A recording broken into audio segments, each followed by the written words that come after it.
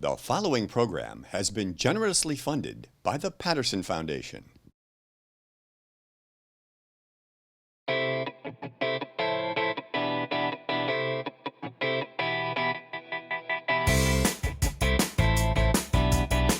This book is cool.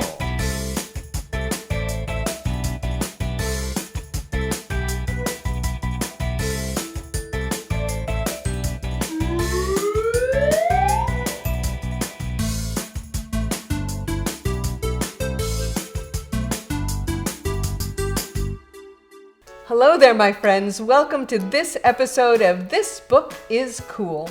My name is Beth Duda, and I'm the director of the Suncoast Campaign for grade level reading. We have a very fun book to share with you today. It's called Flora and Ulysses, and it was written by Kate DiCamillo. We have a special friend with us today to tell us why she thinks this book is cool. From Manatee County, we have Principal Maribeth Mason with us today. Hi, Maribeth, how are you? I'm great. Thank you, Beth. How are you? I'm so excited to be here today to talk to all the students about what a great book this book is. I think, summertime is such a great time to read and to explore new books. What's one of the things that you really liked about this book? Why do you think this book is cool? Well, I think, this book just starts out so exciting. I just love the beginning of the book because it's when Ulysses gets sucked into a vacuum cleaner, believe it or not, and Flora has to save him.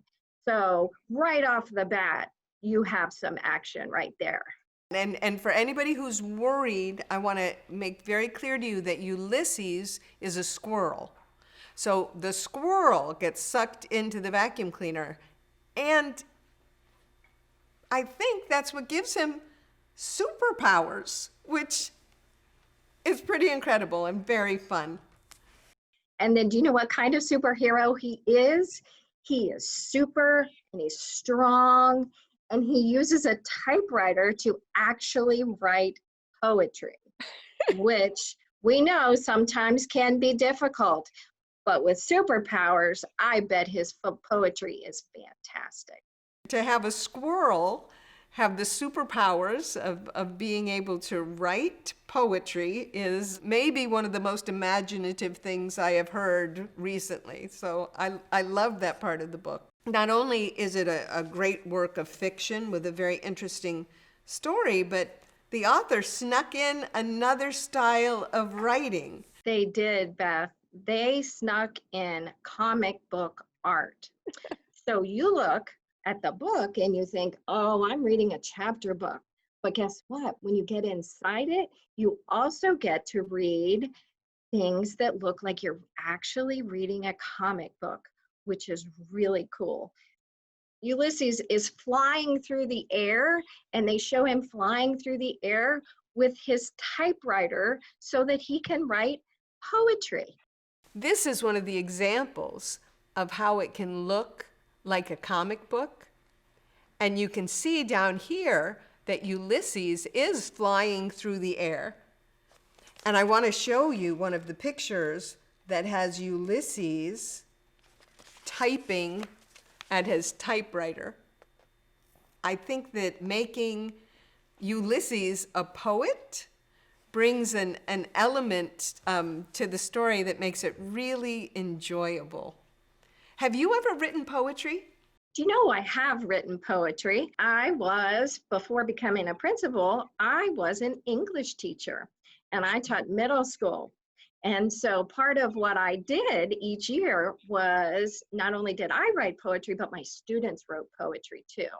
And I think the best thing about poetry is that there's so many different kinds of poetry, whether it's rhyming or whether there are haikus or whether it's just free write whatever you want to write.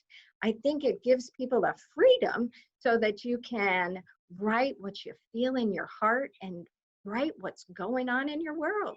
And that's a wonderful thing that you could do in the summertime because students are experiencing all kinds of wonderful things. as they're sitting at home with their families and their friends, and they're not coming to school every day. Not only writing, which is a great activity, but also reading in the summer can be great. Are there any words of wisdom you'd like to give to your students about reading over the summer? Well, I think the biggest piece is that reading can be an individual activity, meaning I can sit and I can read silently to myself and I can curl up in a corner and just get into the book. Or I could read to my younger siblings who might not be able to get to hear the story that's going on in my head. So I could read out loud to them and so they could enjoy it too.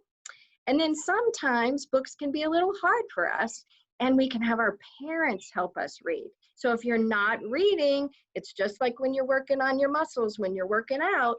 If you're not working out every day, then you're not going to stay strong. And we want you to stay strong. Advice, and you've inspired me. I'm going to go home and read tonight because I want my brain muscles to stay good and strong. Well, it was wonderful to have you with us today. Thank you for taking time to share with us your love of reading and your love of writing. That was something new I learned about you today. So thank you, and I hope I see you very soon. Thank you, Beth. Thank you for having me here. Students, enjoy your reading this summer. Bye-bye. Well, I learned something new about Principal Maribeth Mason today. She's a writer and a world-class reader. Her students are lucky to have her, I think. Well, this book has wonderful illustrations, an adventurous story, great characters, and wonderful words for our word bank. The first word for our word bank is the word cynic. Cynic. A cynic is a person that believes that people are motivated purely by self-interest rather than acting for honorable or unselfish reasons. Cynic. Our next word is malfeasance. Isn't that a wonderful word? Malfeasance. Malfeasance means wrongdoing, especially by a public official. Our next word is cogitation. Cogitation, that means to think deeply about something, to contemplate something. Cogitation. Our next word is treacherous. Treacherous. Treacherous means guilty of or involving betrayal or deception. And our final word for our word bank from the book Flora and Ulysses is the word positing. Positing. Positing means to assume as a fact or to put forward as a basis of an argument. So if I had a strong opinion, I could posit my opinion. For example, I would like to posit that Boston cream pie is the best dessert in the universe. Now, other people might not share my feeling about it, but I encourage you to try because I do think Boston cream pie is a pretty tasty dessert. This book, Flora and Ulysses, has wonderful characters, a superhero squirrel who's also a poet, an adventure story, and artwork that makes you think of comic books. I love comic books. I love to read comic books. And our activity for this week is for you to create your own comic book. I have an example of a comic book that one of my friends wrote. Now, they called this comic book The Perfect Beach Day, written by Caleb. There's a colorful picture on the front. And then, when I look on the inside, we played games and built a sandcastle together. And look, I love that Caleb made a little bit of a mistake, but he corrected it. He didn't throw his whole comic book away. He just made a little X on the letter that he didn't like, and he put in the new letter. Another great feature about comic books is you can use word bubbles.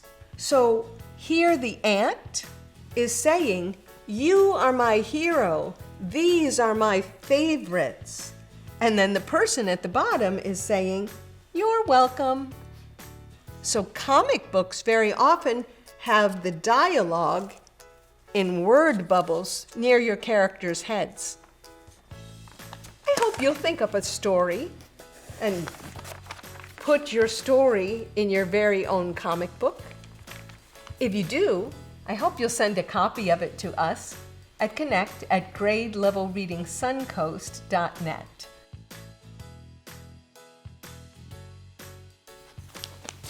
I love this comic book, and I really enjoyed finding out that Maribeth Mason is an author and a world-class reader. But now we've come to one of the saddest parts of a book. The end. It is time for us to go. But remember, keep reading. Reading is the key to succeeding. And I'll see you again soon on our next episode of This Book is Cool. Until then, bye-bye for now.